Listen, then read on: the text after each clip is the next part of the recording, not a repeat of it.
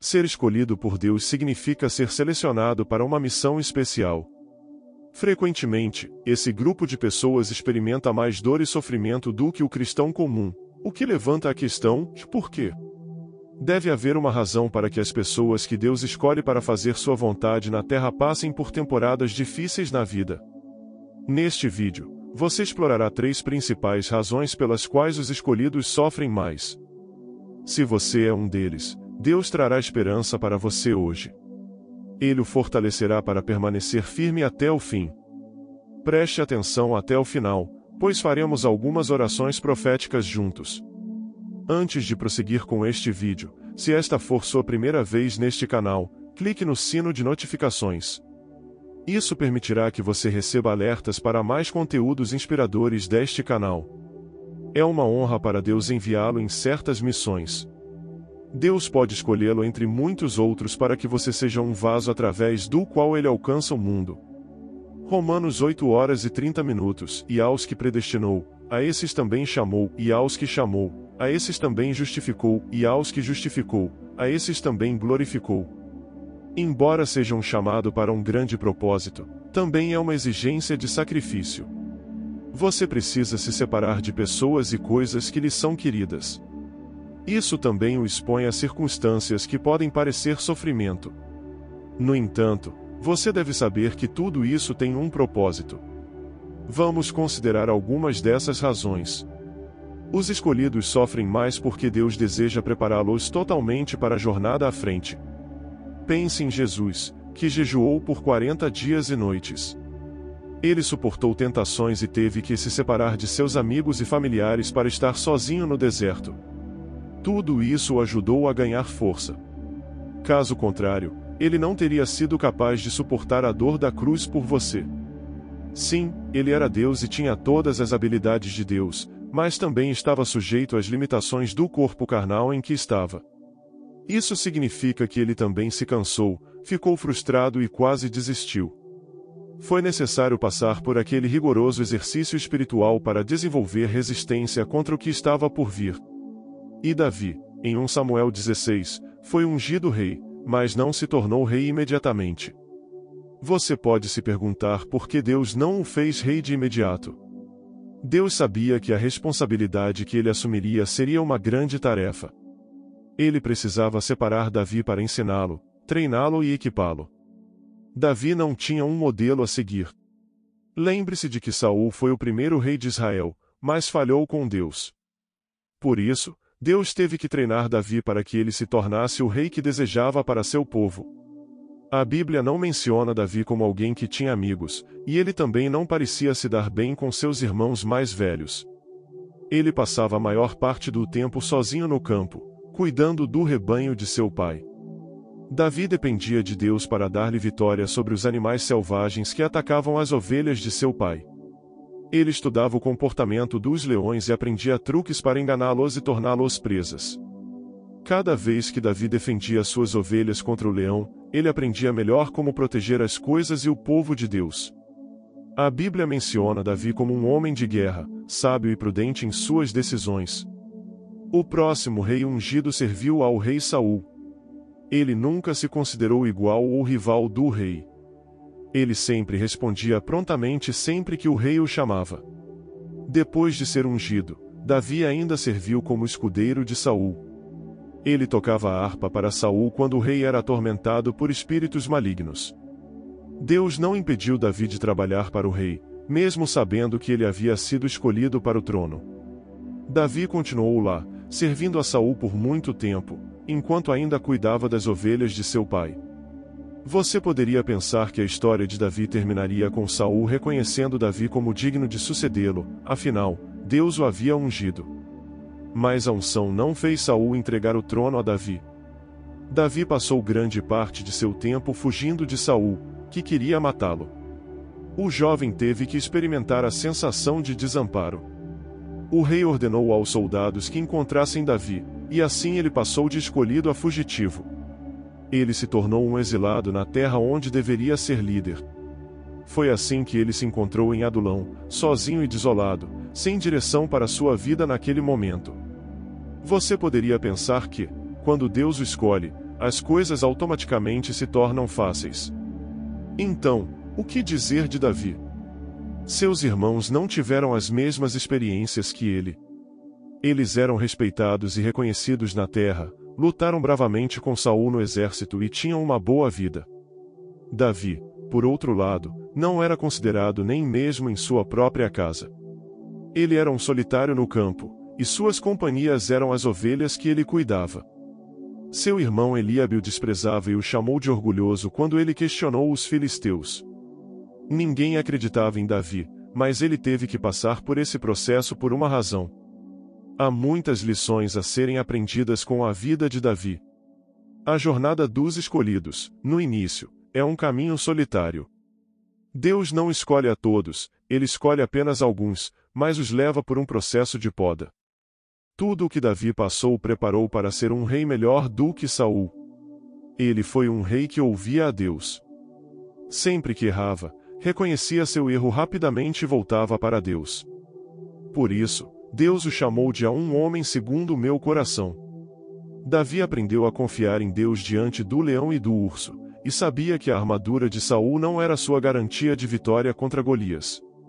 Enquanto estava sozinho no deserto, ele fez de Deus sua companhia. Por isso, sabia sempre como consultar a Deus. Ele nunca tomava decisões sem antes buscar a orientação de Deus. Foi nesse período que ele entendeu quando recuar do inimigo e quando perseguir para recuperar o que era seu. Curiosamente, Davi nunca travou batalhas durante seu reinado. Todas as experiências difíceis que ele enfrentou não foram acidentais, mas sim parte do processo para moldar um excelente rei. A história mostra que seus irmãos não enfrentaram as mesmas dificuldades porque não foram escolhidos para uma missão tão grandiosa quanto a de Davi. Da mesma forma, Deus leva seus escolhidos por eventos que servem como preparação para o que está por vir. Outro motivo pelo qual Deus permite que as pessoas que ele escolhe passem por situações desconfortáveis é para refiná-las. Um material em seu estado bruto pode não ter muito valor até passar por um processo de transformação. Uma árvore na floresta pode não parecer útil, mas depois de cortada e exposta a diferentes condições, pode se tornar lápis, cadernos, cadeiras, mesas, utensílios de cozinha e artefatos de madeira. Tudo isso vem de uma única árvore. Esse é o mesmo processo que Deus aplica às pessoas que ele elege para diferentes funções. Ele as conduz por situações que podem parecer opressoras, mas, na realidade, revelam seus talentos e tesouros interiores. Se você não for exposto à pressão, certas qualidades não surgirão em sua vida.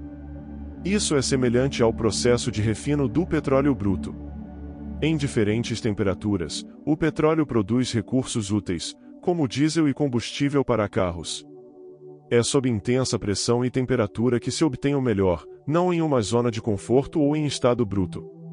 Todos aqueles que Deus escolheu para missões especiais na Bíblia passaram por algum tipo de refinamento.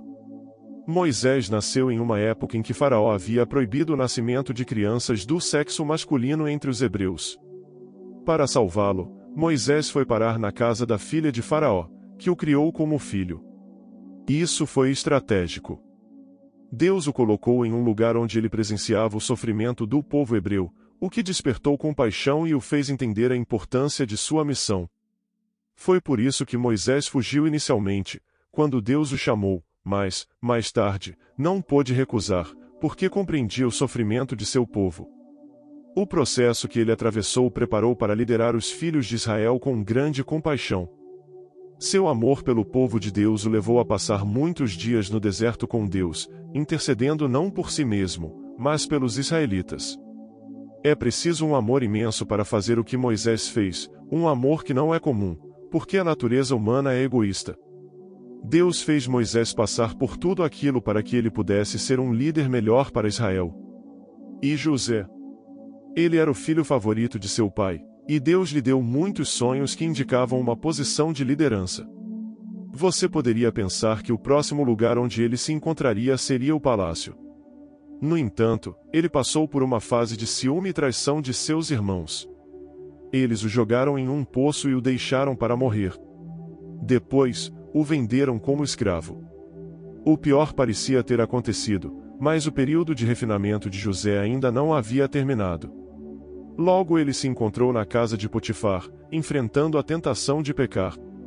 Quando se recusou, a esposa de Potifar mentiu sobre ele, e José foi lançado na prisão por muitos anos. José não desfrutou de sua juventude por causa das provações que enfrentou. Ele estava na prisão, mas a Bíblia não registra nenhuma reclamação de José. Você pode se perguntar como ele lidou com a dor de ser vendido como escravo pelos próprios irmãos. Eles o odiavam, e José teve que conviver com isso. Foi acusado injustamente e pagou pelas consequências de um ato que não cometeu. Jacó não foi diferente. Desde o nascimento, Deus o escolheu. Quando cresceu, em Gênesis 28, encontrou a mulher com quem queria se casar. Ele a seguiu até a casa de seu pai, mas as coisas não saíram como planejado. Nosso foco, porém, é o que Deus fez durante esse período na vida de Jacó. Ele se sentiu enganado por Labão. Labão tinha duas filhas, Lia e Raquel. Jacó se apaixonou por Raquel e pediu sua mão em casamento. Labão concordou, mas Jacó teria que trabalhar 7 anos para casar com Raquel. Ele cumpriu a promessa, mas, ao final dos 7 anos, Labão lhe deu Lia. Labão explicou que era costume casar primeiro a filha mais velha. Se Jacó ainda quisesse Raquel, teria que trabalhar mais 7 anos. Jacó se sentiu traído e frustrado, mas persistiu e passou mais 7 anos trabalhando por Raquel. Durante esse período, ele desenvolveu resiliência. Gênesis 32, 2:28 diz: Então disse o homem, seu nome não será mais Jacó, mas Israel, porque você lutou com Deus e com os homens e venceu. Se ele tivesse desistido diante das dificuldades, não teria vencido o anjo e recebido a bênção que buscava. Jacó desenvolveu uma persistência que superou até mesmo os anjos. Não foi força física que fez Jacó prevalecer, pois os anjos são seres sobrenaturalmente fortes. A luta mencionada na passagem se refere à resiliência de Jacó em buscar o que desejava. Ele construiu essa persistência nos anos em que trabalhou para Labão, servindo para se casar com Raquel. Essas histórias mostram que Deus, às vezes, orquestra períodos difíceis para ajudar você a crescer. Ele pode colocá-lo sob a tutela de alguém tão astuto e difícil quanto Labão para construir virtudes em você. Outro motivo pelo qual você sofre mais como escolhido é para desenvolver sua capacidade de liderança. Todos que Deus escolhe acabam se tornando líderes, mesmo que o território seja pequeno. Deus quer que eles sejam quebradores de padrões e pioneiros. Isso não pode ser feito de forma eficaz sem autoridade ou poder. A preparação para o poder é exigente. Posições de liderança não são dadas de presente, mas conquistadas. Mesmo se você for escolhido por Deus, precisará se qualificar para essa posição. Vemos isso em nosso governo secular, onde os candidatos precisam provar seu valor antes de assumirem cargos de autoridade sobre o povo. O mesmo se aplica às coisas de Deus. Você deve passar por provações rigorosas e tribulações. Se olharmos para nosso Senhor Jesus Cristo, ele tinha a missão de salvar o mundo. O Filho de Deus não foi poupado do teste. Ele sofreu rejeição. Os judeus, que ele veio salvar, não o respeitaram. Eles o desprezaram abertamente até, finalmente, persegui-lo e crucificá-lo. Filipenses 2:8-10 diz que, sendo encontrado em forma humana, humilhou-se a si mesmo e foi obediente até a morte e morte de cruz.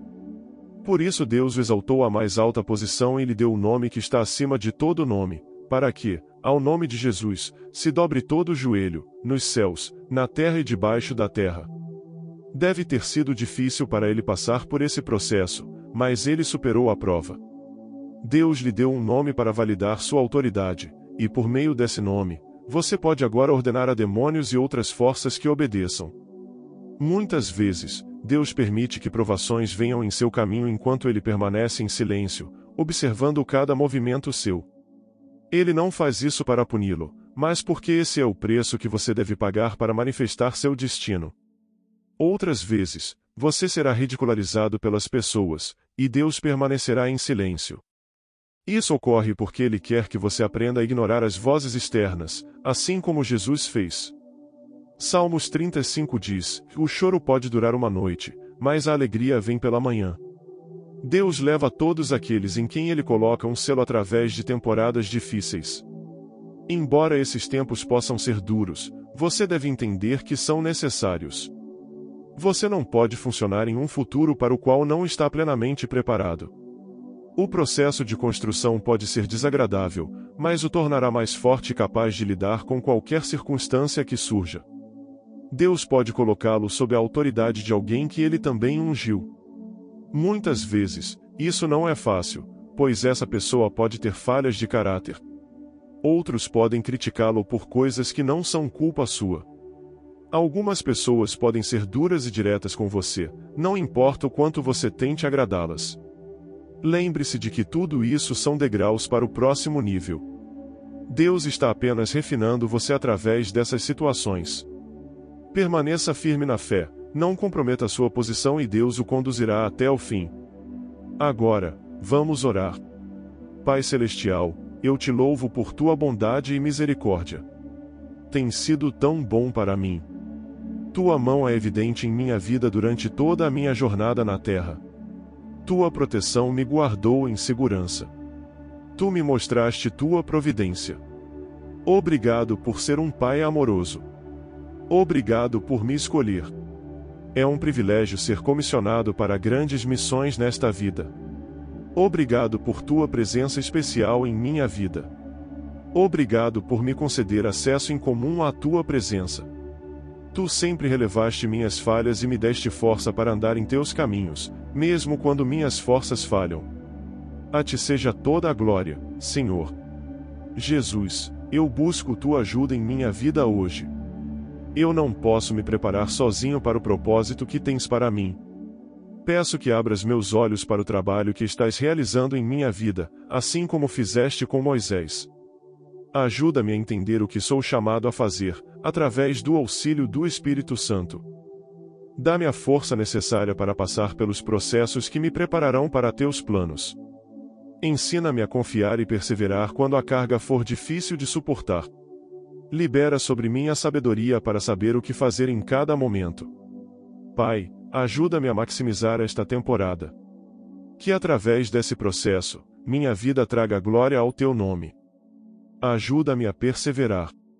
Ensina-me a lembrar que tu estás sempre comigo, mesmo quando não consigo sentir tua presença. Obrigado, Senhor, porque teus olhos estão sobre mim. Tu me observas com amor e me conduzirás segundo tua vontade. Em nome de Jesus, amém. Se este vídeo foi uma bênção para você, inscreva-se no canal para continuar sendo inspirado. Que Deus o abençoe.